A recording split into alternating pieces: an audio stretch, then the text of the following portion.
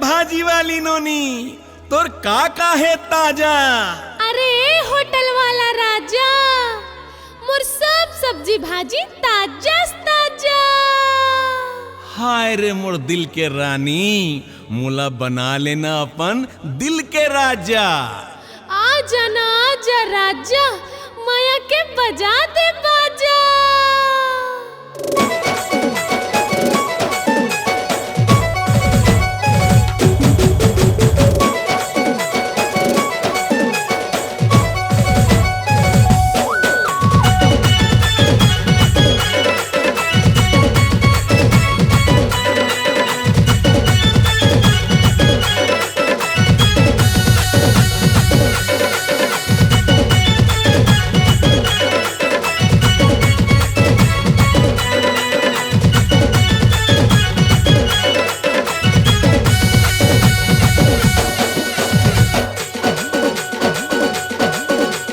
भाजी वाली नोनी माया धनिया के दे पुरोनी। ए होटल ढाबा वाला राजा माया धनिया के कर दे बहोनी।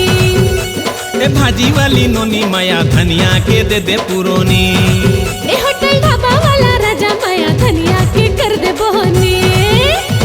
आलू टमाटर के बहाना है, तोर संग नैनाला मिलाना है। अजब गजब तोरी तराना है, ले जाना जो कुछ ले जाना है। परवल पर पट्टी संग से मी मोरे ताजा, आ जाना ले जा मोर होटल वाला राजा। तोर बोली भाखा जैसे पोनी। ए भाजी वाली नोनी, ए भाजी वाली नोनी माया धनिया के दे पुरोनी। ए होटल ढाबा वाला राजा माया धनिया के कर दे बहोनी।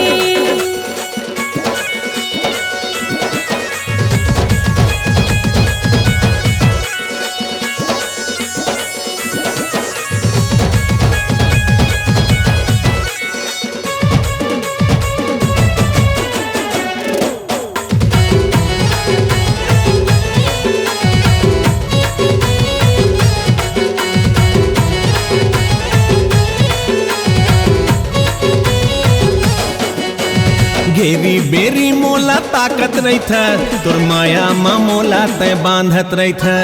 घेरी बेरी मोला ताकत रही था, तोर माया मा मोला तय बांधत रही था।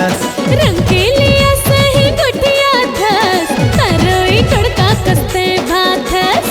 करेला भी मीठा मीठा लागे, तोला देखे बिन सब सिट्ठा लागे। हाय रे करेला भी मीठा मीठा लागे, तोला देखे बिन सब सिट्ठा लागे। काए जादू डारे मन मोनी।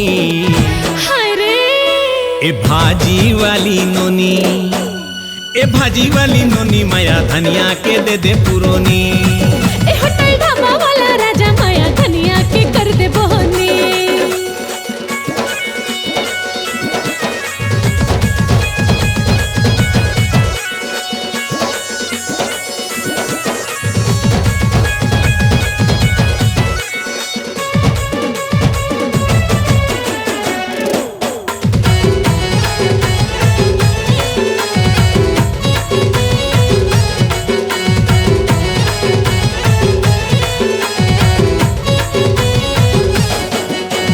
मुराई पालक चौलाई, माया के तुर मखना मलाई।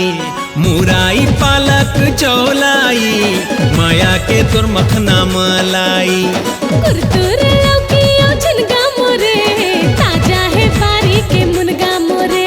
तोरे दुकान में भीड़ भारी, बाकी पसरा सब खाली खाली। हाय रे तोरे दुकान में भीड़ भारी, बाकी पसरा सब खाली खाली। मिर्चा कुंदरू के दे पठौनी।